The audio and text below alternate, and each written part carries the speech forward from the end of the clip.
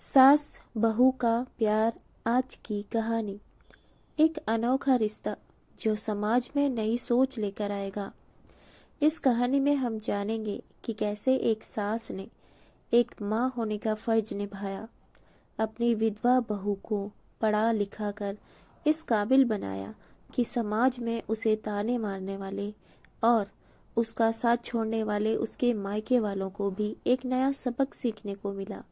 समाज में ऐसी औरतें जो पति के मर जाने के बाद सिर्फ ताने सुनने को मिलते हैं, जिसे ऐसी बहू को अगर मधु जी जैसी सास मिल जाए तो उस लड़की का जीवन धन्य हो जाता है।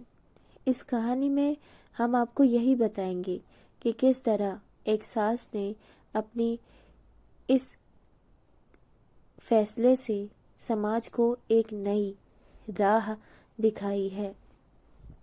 आइए शुरू करते हैं कहानी। निधि और आरुष इन दोनों ने भागकर शादी कर ली। निधि मात्र 20 साल की और आरुष 25 साल का था। निधि अमीर घर से थी और आरुष मध्यम वर्गीय था। निधि के घर वालों को इस रिश्ते से विरोध था।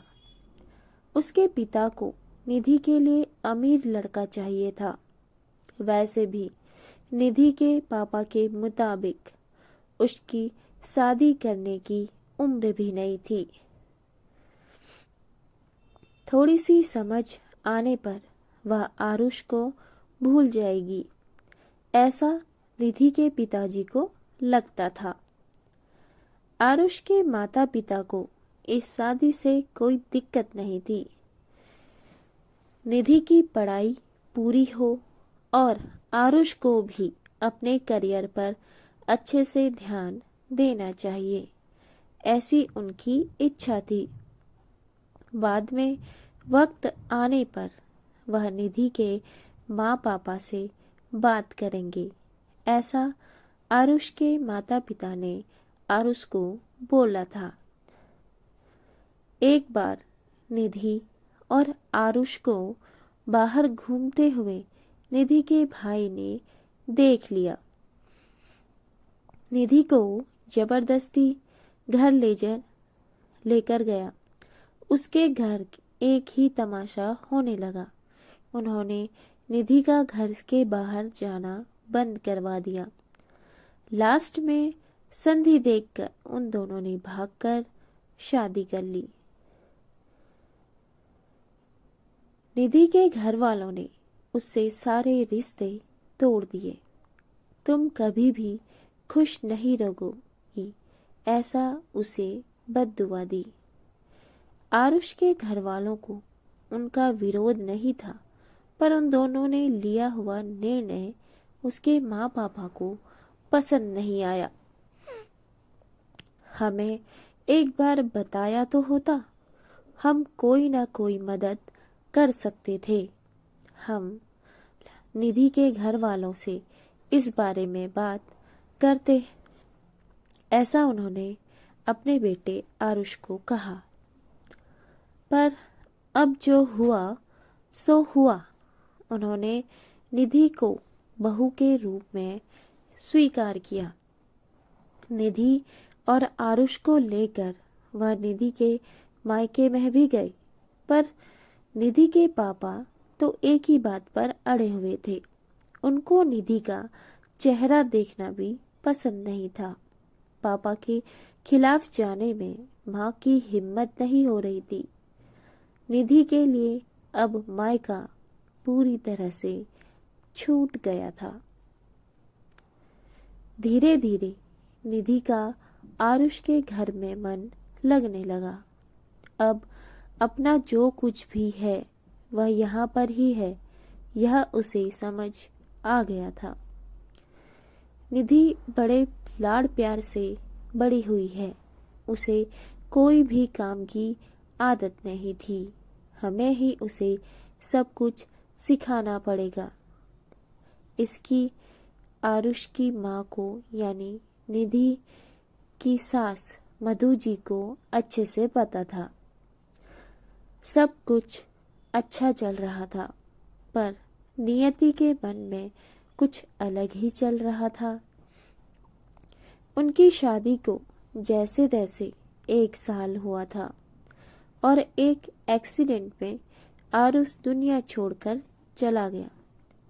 सभी पर दुख का पहाड़ टूट पड़ा। ऐन जवानी में अपने बेटे की मृत्यु होने के कारण आरुष के पापा को जबरदस्त मानसिक धक्का लगा। निधि भी पूरी तरह से टूट सी गई थी। अभी तो उनकी गृहस्थी शुरू ही हुई थी। निधि के मायके वालों को भी यह बात मालूम पड़ी। उसके बाद भी निधि के मायके वाले कोई भी नहीं आए। आरुष की माँ यानी कि मधु जी इन सब में धैर्य से बर्ताव कर रही थी। आरुष के अंतिम संस्कार का कार्य निपट चुका था और उस कार्य को निपटाकर उन्होंने निधि को उसके मायके छोड़ आने का निर्णय पक्का किया। निधि उसके मायके जाने के लिए बिल्कुल भी तैयार नहीं थी। उन्होंने निधि को बहुत समझाने की कोशिश की कि बेटी, तुम्हारे सामने पूरी जिंदगी पड़ी है, इसे बर्बाद मत करो। मैं बात करूंगी तुम्हारे माँ पापा से, जरूरत पड़ी तो मैं उनके पैर तक पकड़ लूंगी। उसे समझाकर मधु जी उसे उसके मायके लेकर गए, पर वहां भी उन्हें निराशा ही मिली। उसके मायके वालों का गुस्सा निधि पर से आज भी कम नहीं हुआ था। आरुष की माँ ने बहुत मनाने के बाद भी उन्होंने निधि को माफ नहीं किया।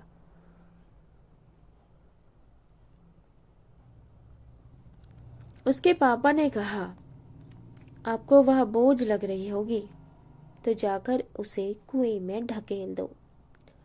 आरुष के माँ पापा निधि को वापस घर ले आए। निधि के वापस घर आने से घर के बाकी लोग थोड़े नाराज थे। अब निधि को कोई खुले मन से स्वीकारने को भी तैयार नहीं था। कुलक्षणी, अपशकुनी, पोते को निगल गई मेरे, अब बेटे को भी निगल जाएगी या? ऐसा बोलकर आरुष की दादी मतलब निधि की दादी सास उसे ताने दे रही थी। उस वक्त आरुष के पापा की तबीयत बहुत ज्यादा खराब हो रही थी। यह सब देखना निधि को सहन नहीं हो रहा था। उसने ठान लिया था कि यहाँ से दूर निकल जाना चाहिए। रात को सब सो जाने के बाद वह निकलने वाली थी। तभी उसकी सास मधु जी को जग रही थी। उन्होंने निधि को रोका। कहाँ जा रही हो? ऐसे पूछा। माँ, मुझे जाने दीजिए, मैं अब सकूनी हूँ। मेरी ही वजह से यह सब हुआ। मैं आरुष की जिंदगी में आती नहीं तो, हमारी शादी नहीं हुई तो आज वह जिंदा होता।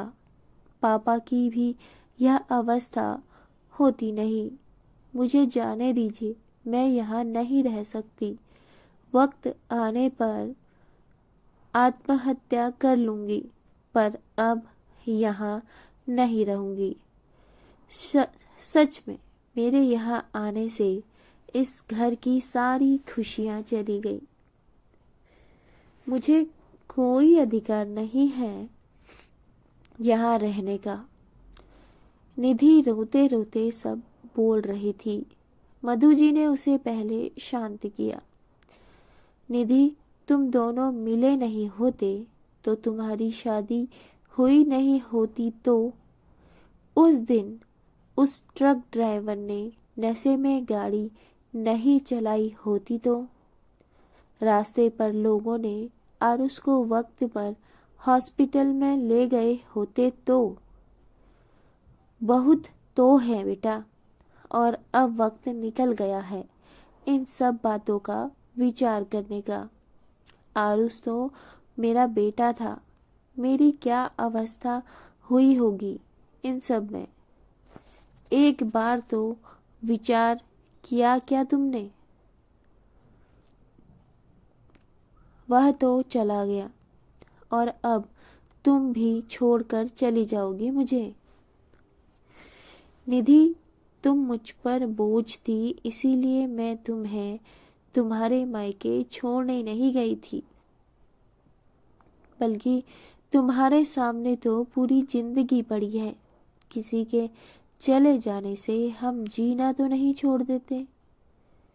यहाँ से ज्यादा तुम वहां पर खुश रहोगी, क्योंकि यहाँ आरुष की यादें तुम्हें हमेशा दुख देंगी, ऐसे मैं सोचती थी। पर जाने दो, जो हुआ सो हुआ। अब तुम तुम्हारी पढ़ाई पूरी करोगी, मैं हूं ना तुम्हारे साथ, और इनकी चिंता करने के लिए भी मैं हूं। सिर्फ तुम्हारा साथ चाहिए मुझे बेटा, इस सब चीजों में। आरुष के जाने से हर कोई परेशान था। हर किसी का बोलने का तरीका अलग हो गया था। तुम्हारा दुख मैं अच्छे से समझ सकती हूँ, पर अब तुम्हें खुद से संभलना होगा। लोगों का बोलना नजरअंदाज करना होगा तुम्हें। मन लगाकर पढ़ाई करनी पड़ेगी। तुम कोई भी गलत फैसला नहीं लोगी, इसका मुझे वचन दो। मैंने मेरा जवान बेटा गंवाया है, और अब मैं अपनी बेटी को नहीं खोना चाहती। सास मधु जी की बातें सुनकर निधि को रोना आया। उसने सास को गले लगाया। माँ, मैं कहीं नहीं जाऊंगी आपको छोड़कर। आप जैसा बोलोगे वैसे ही मैं करूंगी। निधि की सास मधु जी भी आज मन भर के रोई। आज पहली बार उनका दुख फूट फूट कर बाहर आया था। आगे निधि ने मन लगाकर पढ़ाई भी की। बहू नहीं, वह उस घर की बेटी बनी। बहुत सारे ताने, बुरी बातें सुनी। हर एक राह पर उसके सास उसके साथ थी। वो दोनों एक दूसरे की ताकत बनी। निधि IAS अधिकारी बनी। अब उसे दोष देने वाले लोगों का मुंह बंद हो गया। निधि के मायके वालों को भी ये खबर पता चली। उसके पापा के सिवाय मायके के बाकी लोग उसे पूछने लगे थे। सास ने अच्छा जोड़ीदार चुनकर निधि की दूसरी शादी करवाई। शादी के बाद भी निधि अपनी इस माँ को कभी भी नहीं भूली। शासकीय अंतिम काल में भी निधि रात का दिन करके सेवा में हाजिर होती थी। सास के रूप में निधि को उसकी जिंदगी खरे अर्थ से जीना सिखाने वाली माँ उसे मिली थी। पर सच में निधि के सास जैसी ऐसी कितनी समझदार औरतें इस समाज में हैं, जो एक चौखट से बाहर जाकर सोचती हैं और दूसरों का आधार बनकर उनका जीवन सफल करती हैं, या फिर ऐसा कहें उनका जीवन सफल बना देती हैं। धन्य है वे सभी माताएं जो समाज की परवाह किए बिना ऐसा कदम उठा रही हैं और उठाती रहेंगी।